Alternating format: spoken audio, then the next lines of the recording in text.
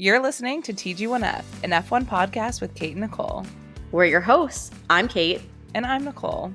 And this is our show where, you know what? Let's do something a little different.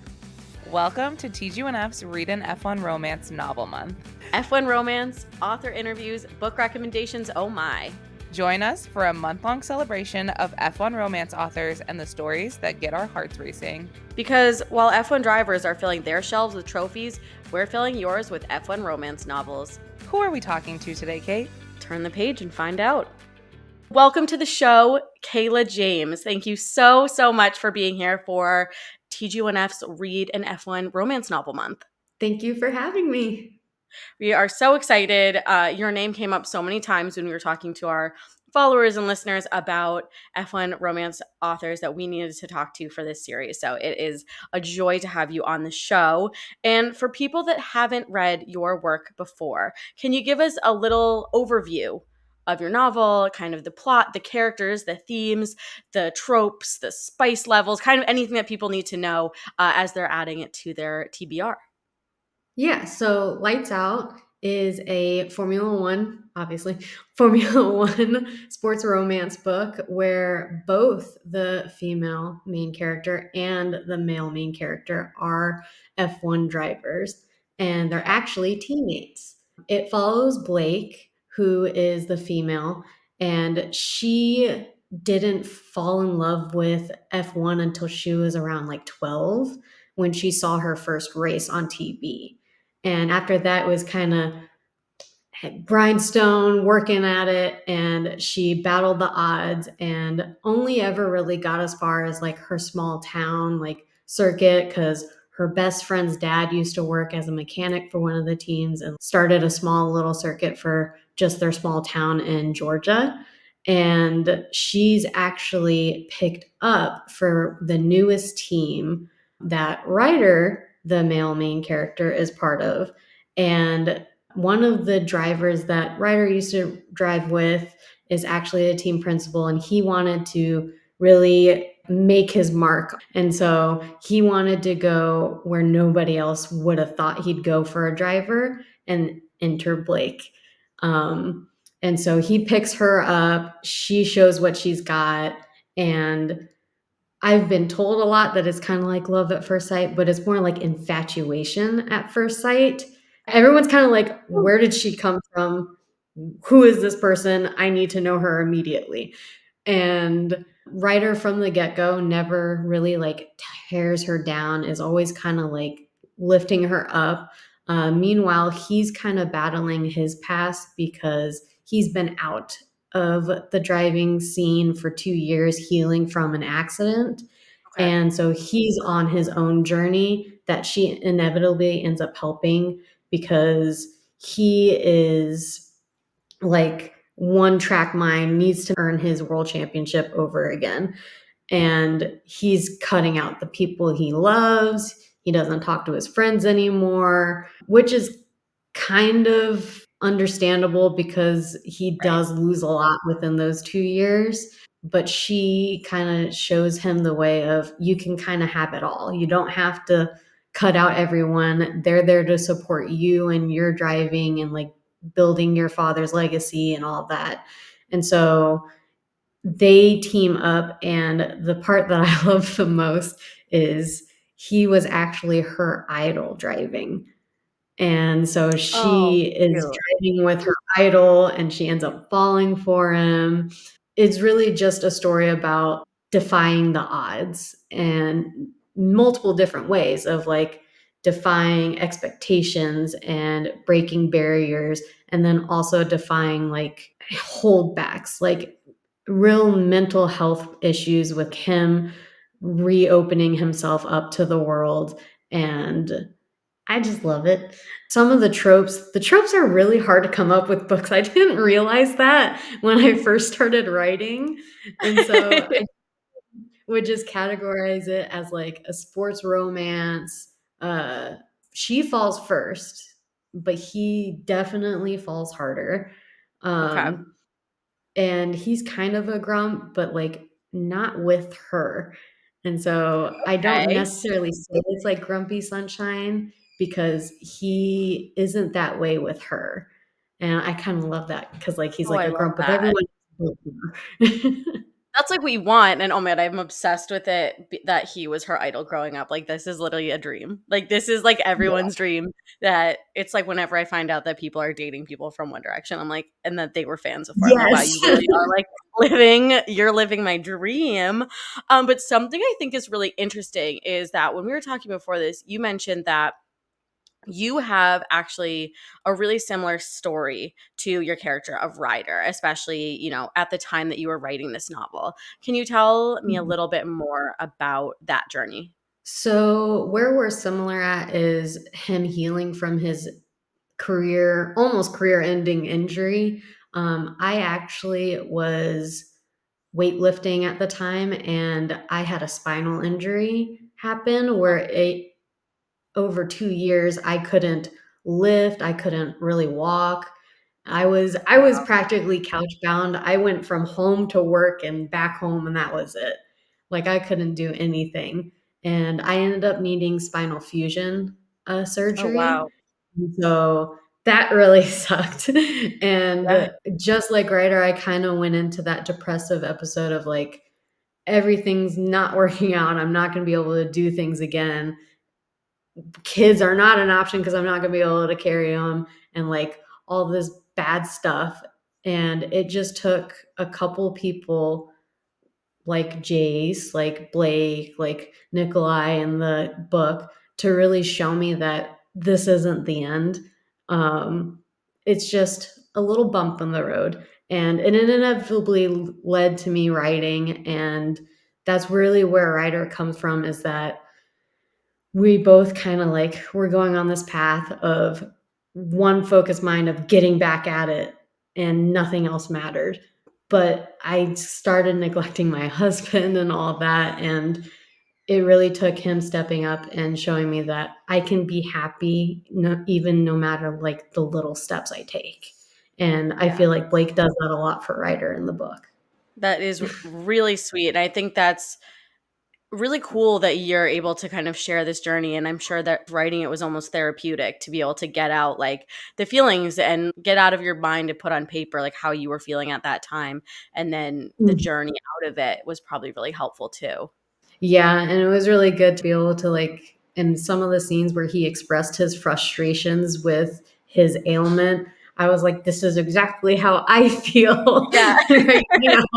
I can't even pick up like a 5 pound dumbbell, and it was struggle city. But we Oh got through my it, gosh. and now I have the green light just like him, and we're slowly getting back at it. I love that. And you mentioned that you almost like on the flip side of the coin, Blake as a character is someone that you almost look up to and aspire to be a little more like in the way that she approaches the world and situations around her. Um, so I feel like it almost sounds like you kind of see yourself almost like wanting to be a combination of these two characters, which I think is really cool. Is that something that you hope, like what do you hope that readers are going to get out of the story of the two of them? I hope they get the idea that they could really do anything and it doesn't really matter what people say as long as you know that you can do it. And that determination of Blake and her always seeing the good, like even when people are being completely rude and like just telling her that she's not going to make it, she's not good enough and she says, "Watch this." I just want people to find that confidence again, just like I did throughout writing it, and really come out of it feeling like they could go and take on the world and nobody can stop them. I love that. And how did you originally become a fan of Formula One? It's definitely recent. So while I was like couch ridden, I Yeah. binged a lot of Netflix, and Drive to Survive was one of those. And I just loved like, so my husband actually races motorcycles in his free time. Oh, And wow. so I love like the fast paced stuff and like the sounds of engines and all that. And so when I started on that show, I was just like, I need more. And so Yes. I kind of just like started following all these F1 pages. I followed the racers, past racers, team principals. Like I'd say I'm fairly new, but like when I dive into something and become obsessed with it, I try to find like every little detail about it, which is why one of the big things when I was writing, I really wanted to include like podcast transcripts and like Instagram posts within like the chapters so that it's because that's kind of like how a lot of people get their information for F1, especially when they don't have the ability to watch the races. And so I'd say I'm a fairly new fan within like the last year and a half, but I've kind of like almost made it my personality. So you got into Formula One through Drive to Survive, made it your whole personality, as literally all of us do.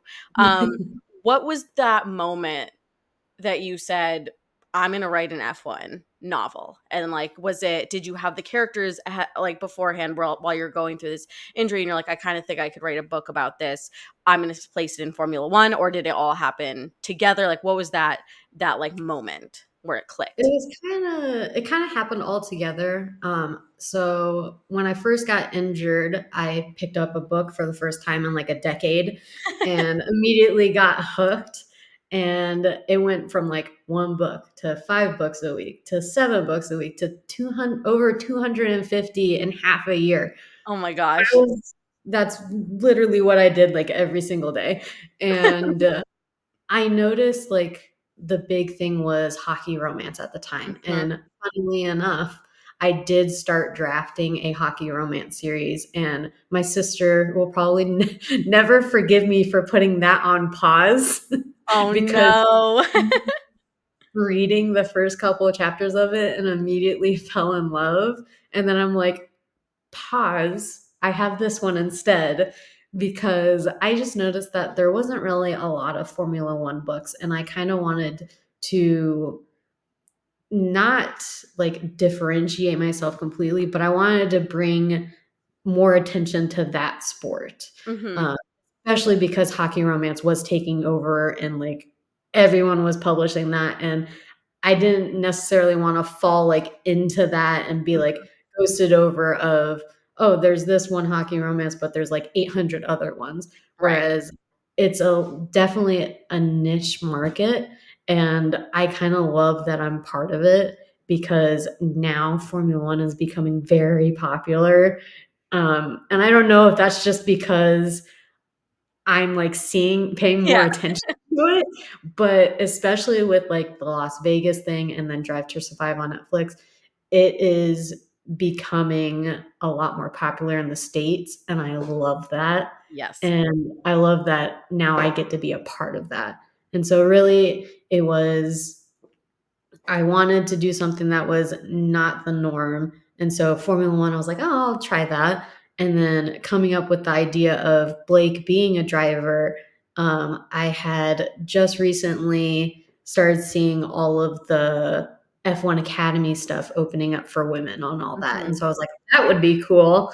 And so that's why I was like, I'm going to write a female F1 driver I love and kind of like look up to her for that Yeah. confidence. I love that you're like, "This is my story, I can do what I want, and this is what's happening," and I think that's, like, the beauty of writing, is that, like, you can make things the norm in your universe, even if it's something that Mhm. is going a little slower in this Yeah. real world than we would hope it to be, but something nice for everyone to see and look up to and say, "Okay, I've read it. It could be possible, and this is how it could work." So Mhm. I love that.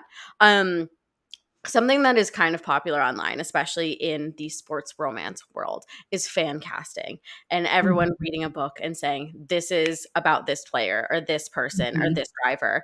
Was there any of that going on in your mind as you were writing this book? And were any of your characters even a little bit inspired by, or were there any, real life people that you kind of like in the back of your mind, like, okay, this might be kind of similarities here, or were they just completely um, your own people?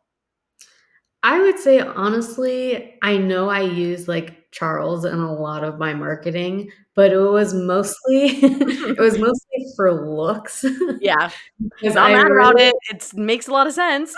Yes, and the fact that their team was also red, and Mhm. so Ferrari came up, and obviously Charles is attached to that.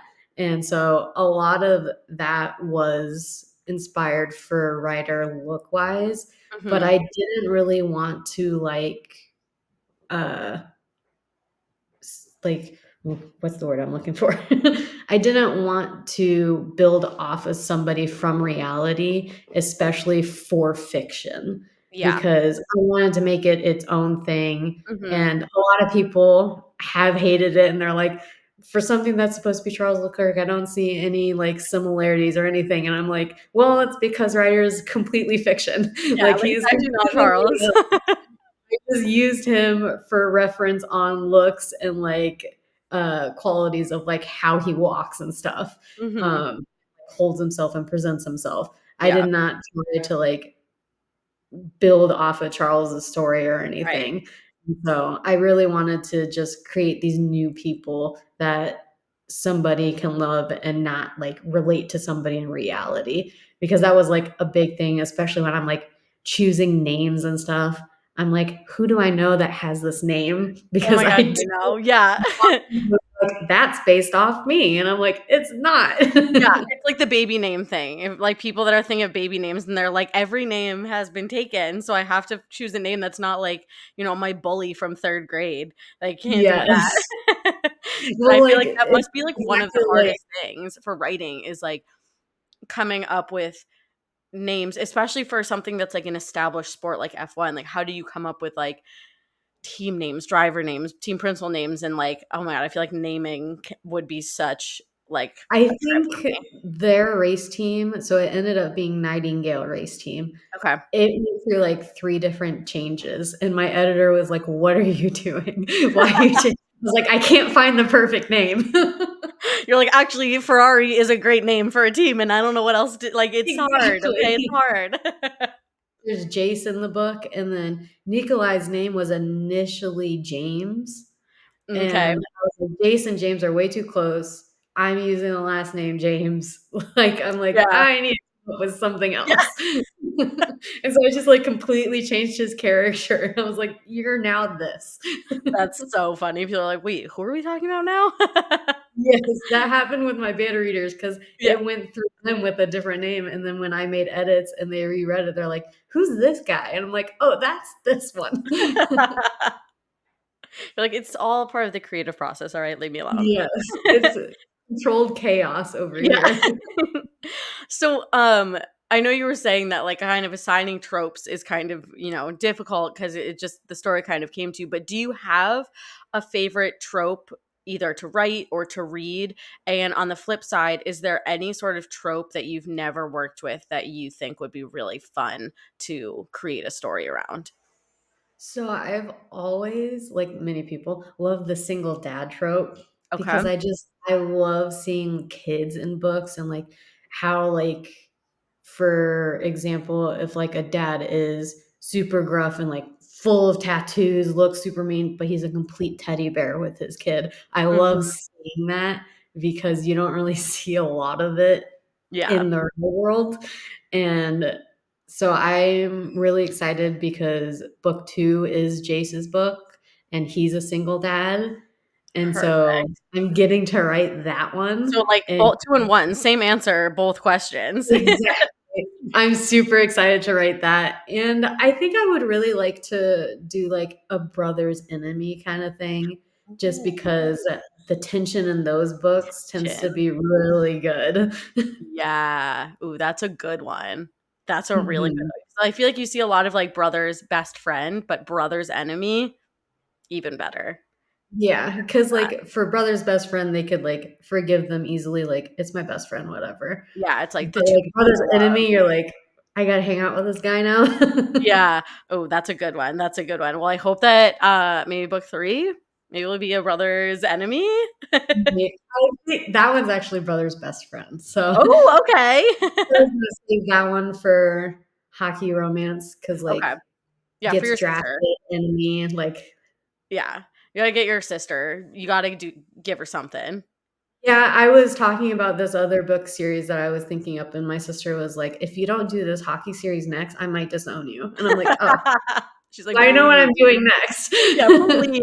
She's like, "If you do one thing for me, it's you gotta finish the Hoggy romance. If you don't it's like, even if you don't publish it, just, like, write her a book and just give it to her so that she has Exactly. something Like, to read." this is Vanessa's copy. Yeah. So book 2 is kind of already book 2 and 3 are already really in the works. Do you have, like, Mhm. release dates? Do you have any timing on, when people can get ready to see those once they fall in love with these characters? Yeah, so book 2 is actually I just announced it, but it's coming out, December 15th of this year. Um, Okay. and it's no surprise that just like the release of Lights Out, I did this the weekend after the last race of the season. Okay, perfect. So kinda just get people through the break and into God, the we next need it. That's so kind of you. I'm gonna need something to, like, keep my spirits up. I was like, "I'm gonna just need to rewatch Drive to Survive, I guess." I guess. I know, and then you have to wait, like, months before this season's Drive to Survive. I'm like, "Oh my gosh, yeah. Perfect. Thank you so Exactly. much. We need something to fill that, like, gap of time." When this comes out yesterday, the day before this comes out, there is the audiobook is Yes. out and ready. So that is very exciting for anyone listening who I mean, obviously you're listening to a podcast, so you love audio formats, but if you, like, are a big audiobook lover, now you can get on the bandwagon too. Yeah, that and I've gotten the pre-recordings for it, and whew, it's definitely good, and I'm Okay. very excited, and, like, my big thing was Ryder has to have an accent, and so he does have a British accent, and I'm very excited for everyone to hear it. Perfect. Perfect. Wow, I can't wait to listen. That sounds incredible. Okay, so we're gonna get into a really quick, fun, rapid fire kind of fun questions. So, first of all, at the moment, who is your favorite Formula One team and your favorite F1 driver? I am a big Ferrari fan. That red is just iconic. I It is love it. And I'm also a Lewis Hamilton fan, and so my perfect joy timing. for next season is really big. Oh my gosh, me and you are gonna be on the same team next year, basically. Yes. Me and you with Charles and Lewis, it's gonna be iconic and perfect, and I can't wait. It's gonna be great. I can't wait to see what happens. It's definitely gonna be a crazy season. Yes, I know, especially if things keep going the way that they are right now, where Mhm. people are actually challenging Max and it might not seem so dominant. I hope that goes into next year and, like, oh, getting Lewis into a Ferrari, if Ferrari can just get it together. Yes, they just need to figure out the logistics. I mean, we've been asking for like 4 years. Like, "Can you guys Exactly. please just do it?" Like, oh my god, oh my god. Um, it's gonna be a good season. Yes. Okay, and so another question, outside of Formula One, what is Mhm. your favorite non-F1 book or series? So I really like dark romances where it's like Okay. the mafia or stuff like Yes. that. I don't know why it's so different from what I like write and everything. Mhm. Just like it grips me and it keeps me Yes. there. And so I always recommend The Dark Verse by Rue Nix. Ooh, Um, okay. yeah, it's super cool. The first 2 books follow a couple, and then the 3rd follows another couple, 4th another, and she's coming out with her big finale, and it's gonna have all of them. And so while Ooh, they're all fun. kind of interconnected standalones, you kinda do have to read them in order because the details all flow, Yeah, but it's so gripping and, like, you just, like you keep turning the page and like, "What happens?" okay, amazing. I also am a huge fan of, like, mafia stuff, so I'm putting that on my list Oh, immediately, especially if yeah. there's, like, a big finale coming out, like, I have to be, like, caught up at that point Yeah, because it's I've gonna be already reread the entire series leading up to her finale, like, 3 times, and I'm oh my like, gosh. I might read it one more before it comes Yeah, out just so you're like, "I have what if I everything's forget something? I need to, like, be ready to go." exactly. Alright, and last question, are you familiar with The Amazing Race? I've heard of it, yeah. Okay, question is, if you were going on The Amazing Race, which of the characters from this book would you choose to be your partner to give you the best chance of winning that $1,000,000 at the end? I think I'd choose Jace just Mm, because he's kinda down for, like, anything, okay. um but he also like, while sometimes he seems like he is very like risky and like impulsive, he's also on the flip side of that, he is a dad, and so he does think things through logically and like the best way, but he's also just a fun time. So even if we don't win, I feel like we would still have a really good time. Okay, great. Yeah, because I mean, the secret that a lot of people don't know is that if you don't win, they can't tip people off of like who didn't make it to the end. So if you don't win, Mhm. they literally send you to like a 5-star resort to like wait Oh, out the rest of filming. So I'm like, I would literally go on and like purposely lose like round one. I'm like, I yes, don't need and $1 just million go if I out get to go on this like for long. vacation. Like that feels almost ideal to me. So Yes, I'm like, yeah, partner would be who would I have fun with at a 5-star resort? exactly. Oh my gosh. Well, Kayla, thank you so much for joining us today. This was so much fun, and I am really excited for people to dive into your work, and especially with everything exciting that you have coming up, and an impending hockey romance that we know is Yes. coming, and then something else that was supposed to be next, but your sister got her wish and hockey will be next. But so I think people have a lot to look forward to with you. But I'm going to hand it over to you really quickly to just, let everyone know where they can find you, where they can find your work, anything else that you have coming up, kind of all the things that they need to know to follow along with Kayla James. Yeah, so I'm primarily on Instagram at author Kayla James, and I made it super easy. And the link tree in my bio has like all the links for pre-orders, signed Perfect. copies on my Etsy, which the second book's pre-orders for that is going to be coming up soon. I just have to finish designing all of the stickers. And so Perfect. that's coming up. But all the links are in there to my website. And one exciting thing, which is still kind of like mind blowing to me, is that I am going to be a signing author at the Romance Con in Orlando next year in August. Oh And my so gosh. I'll be there. It's a dream come true. I can't believe this is all happening. Oh my god, um, congratulations. That is so exciting. yeah, when I got that acceptance, I was like, I need you to look at this to make sure this is actually happening. Wow. Well, that's incredible. So anyone listening, I feel like you have to go now. If you're listening to Yeah, this it's podcast, just you have to even just to go. come hang out. Yeah, it'll be amazing. And so we'll obviously put all of these links and everything in the episode description here. But Kayla, thank you so much for coming on the show today. We were so happy to have you. First time we were chatting, but definitely will not be the last.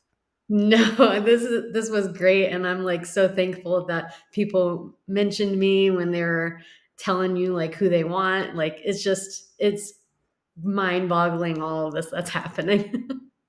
Well, certainly deserved. So, and it's only up from here. It's just the beginning. I know that to be true.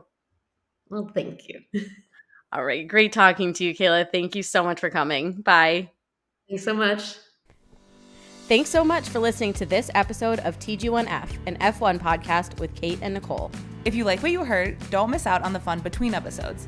Keep up with the chaos on Instagram at 2girls1formula. That's spelled out TWO girls numerical 1 formula. And check out our website, twogirls1formula.com, to shop cute fan-made F1 merch.